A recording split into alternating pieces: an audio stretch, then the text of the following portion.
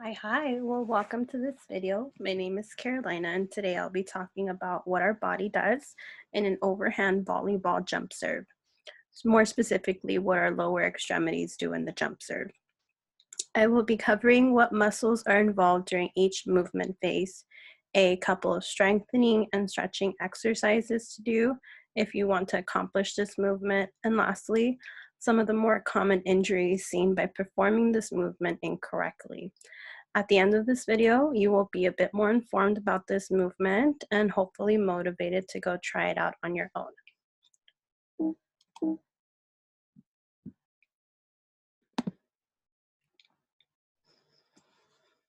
So I've included this video clip of professional volleyball players doing overhand jump serve, just in case you did not know what that action looked like. Now, in a professional athletic setting, these balls can be served at 70 to 85 miles per hour speeds.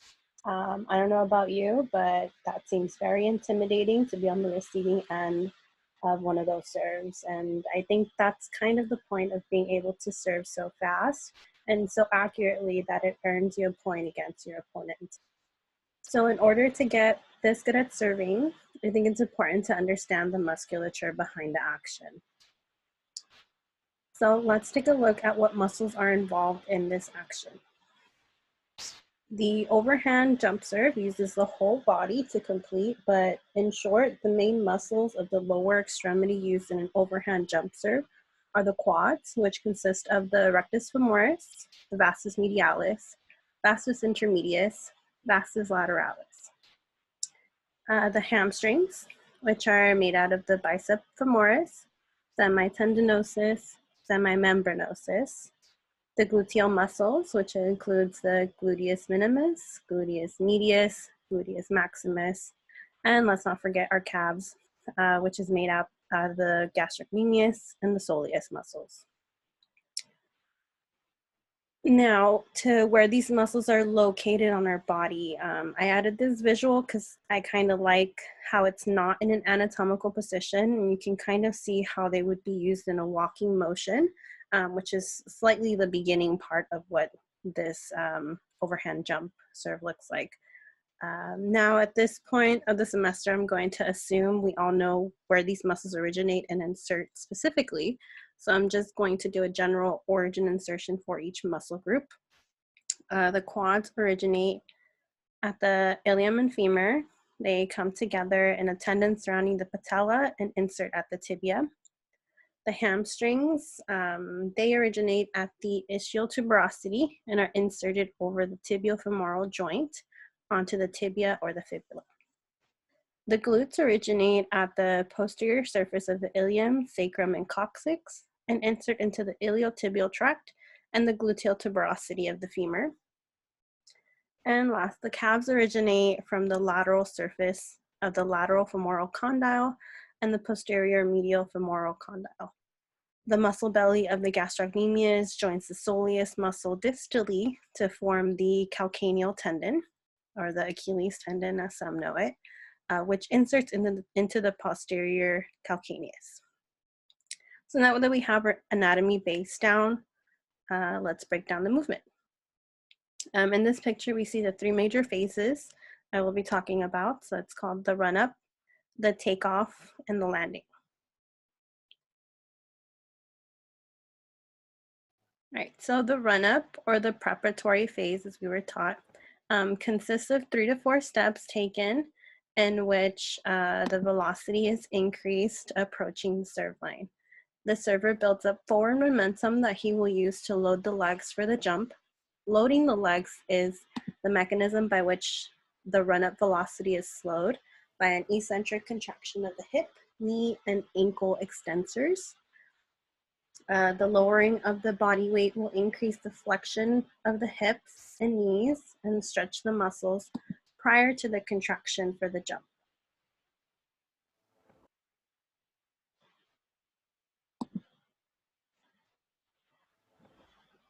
In this takeoff movement, or takeoff, which is called the movement phase, the vertical jump here uses the quads to extend the knee.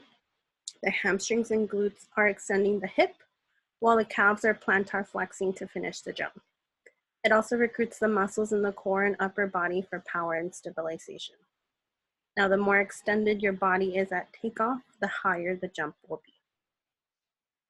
And last, the landing or recovery phase. Both the glutes and hamstrings contract during deceleration and help pull the tibia back under the femur or the thigh bone and keep the knee joint aligned. The server should land on both feet when landing from the jump. Landing on both feet will decrease the landing forces and will also ensure that the server is ready to play defense when the ball is returned from the serve.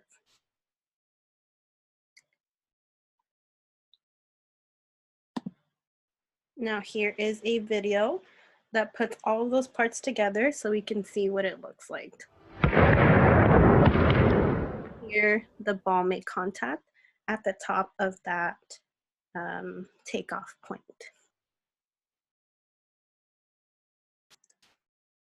Now let's talk about exercises. If these motions seem hard for you to do or you're thinking to yourself, I can't jump that high, you can perform these next exercises to start working on building strength and increasing your vertical jump.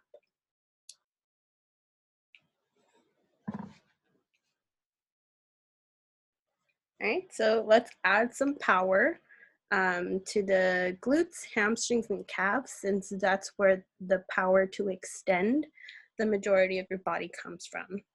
I chose to do squats, deadlifts, and plyometrics as the strengthening component. But you can also do bridges, leg presses, and heel raises if you're a little bit, less in the athletic phase. I guess I'll start with the deadlifts. I just provided a small visual so you can see how they're performed.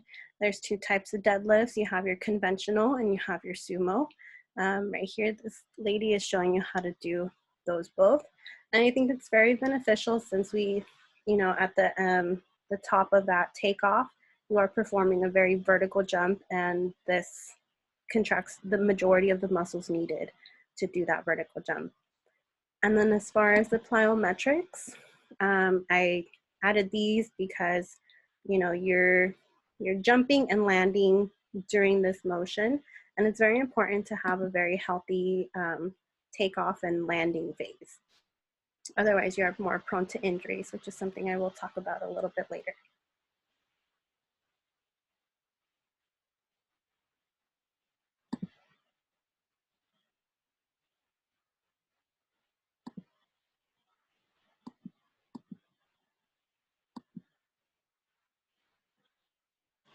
All right, so progression and regression for these exercises. Progression for the plyometrics would be increasing the height from where you are dropping from. For the squats and deadlifts, I would recommend adding weights and decreasing reps to build more of that strength and more of that power coming out of from the ground, and then adding resistance as well. A regression for the plyometrics would be to try jumping and landing on the floor, standing up, so no height is necessary. Always begin with 2 legs before moving on to just jumping on 1 leg. For squats, try using body weight or decreasing the weight and adding reps. For deadlifts, you can try pulling weight from a higher place instead of off the ground, or decreasing the weight that you're pulling as well. Now, to increase flexibility, the power comes from having open hips. It allows you to have that full extension when you're trying to have that vertical opening going on during that jump. So a very good one that I like to do, I like to tell everyone to do, is to do a pigeon pose as shown here by this man right here on the left. You get into like a good 90-degree angle and you're trying to open up those hips at the same time, or both legs at the same time. You're getting a good flexion on that right leg in the front and a good extension on that left leg. And then another one, obviously all the muscles would benefit from warming up, from stretching. but the most overlooked usually are your calves. So right here, this guy is performing kind of like the opposite of calf raise, and he's just dropping his heels into a good deficit right here, and it stretches out all of that calf right here. Those are very good to increase flexibility of your calves. And then a quick progression and regression. Progression for your calves, you can use a single leg to stretch.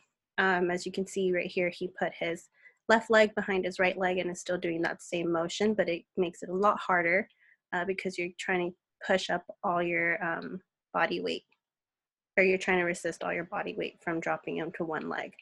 And then for regression, for the hips, it can be done seated. Here's that same motion, that 90-degree angle that you're getting. Obviously, you're not going to get that back leg to stretch, but it is a good starting point to get that front leg to stretch. You'll be stretching all the glutes and hamstrings at that point.